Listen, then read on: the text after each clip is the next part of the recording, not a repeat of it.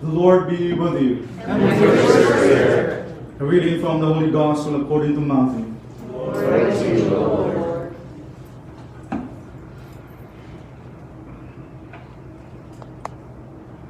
So the Pharisees came up to Jesus and said, to test him, "May a man divorce his wife for any reason whatever?"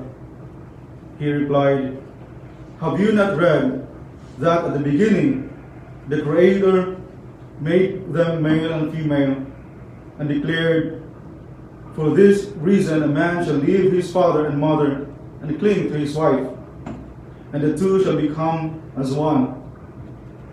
Thus they are no longer two but one flesh. Therefore let no man separate what God has joined.'"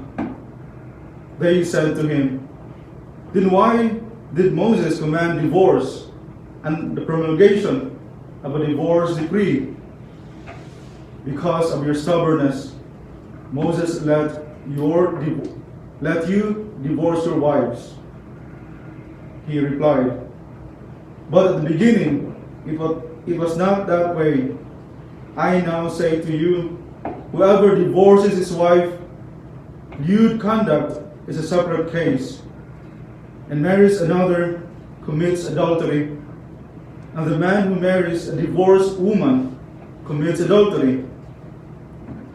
His disciples said to him, "If that is the case between man and wife, it is better not to marry." He said, "Not everyone can accept this teaching, only those to whom it is given to do so. Some men are incapable of sexual activity from birth. Some have been deliberately made so, and some there are who have freely renounced sex for the sake of God's reign. Let him accept this teaching who can."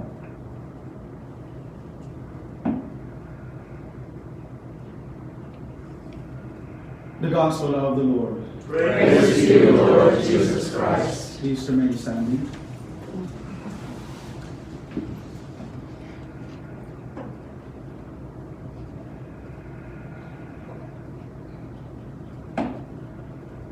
Please be seated.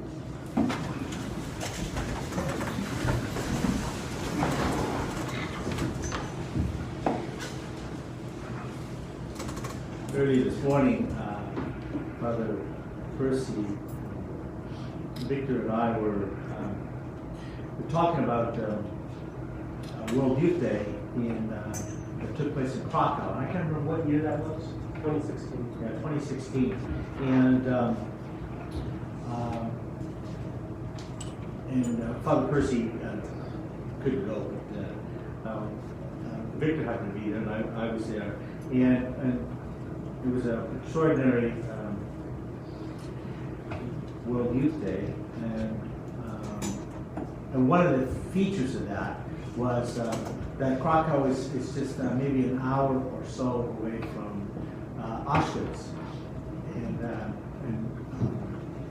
where Maximilian Kolbe died, and so that and there were so I would imagine the majority, if not all, the youth who went to World Youth Day in Krakow, and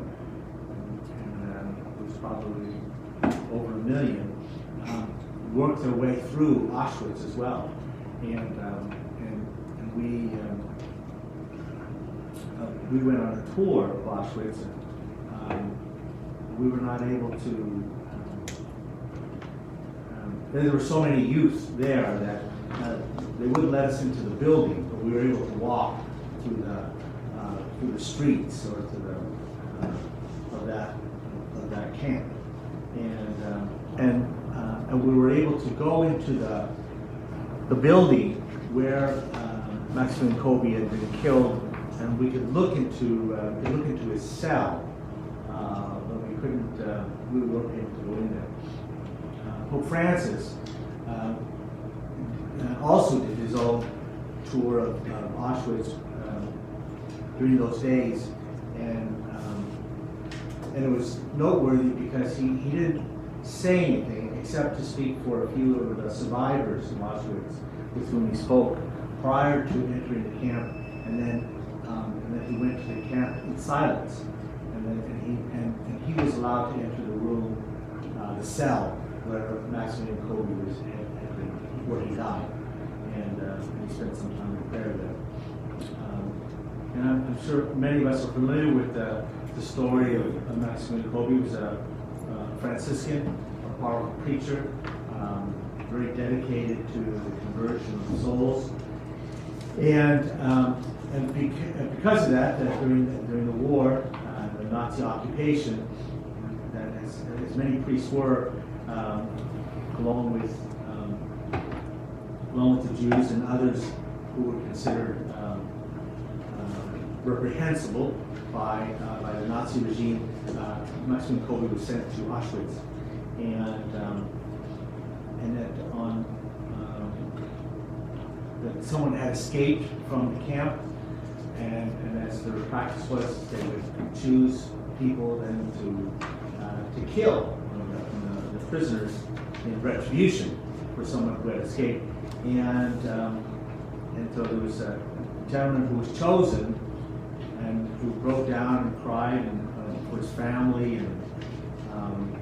and Maximilian Kolbe stepped forward to take his place, and he was allowed to take the place of this man, and he was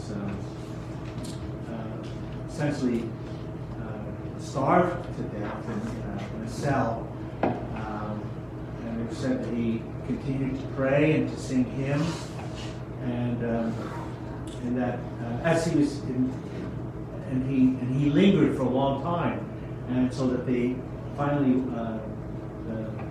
one of the doctors of the camp gave him a fatal injection, and he died, along with obviously the millions who were killed in Auschwitz and Dachau and all the other concentration camps during the war. His example of charity, of extreme charity, that he not only died for Christ and for the gospel, but that he died in love for his brothers and sisters, continues to be a powerful example to us. In fact, to this day, when I do confirmations, and Maximilian Kolbe, or Maximilian Maria Kolbe, is still a very common, popular name to be chosen by young men and women, inspired by the example of this man's life. And his love for his fellow man, for his brothers and sisters, is a reflection of the love that we see reflected in the readings today. God's great love. The gospel reading speaks about the teaching of Jesus against divorce, but it's rooted in the union of man and woman in marriage is intended to be a reflection of God's faithful love to all of us. And Jesus has that wonderful line there that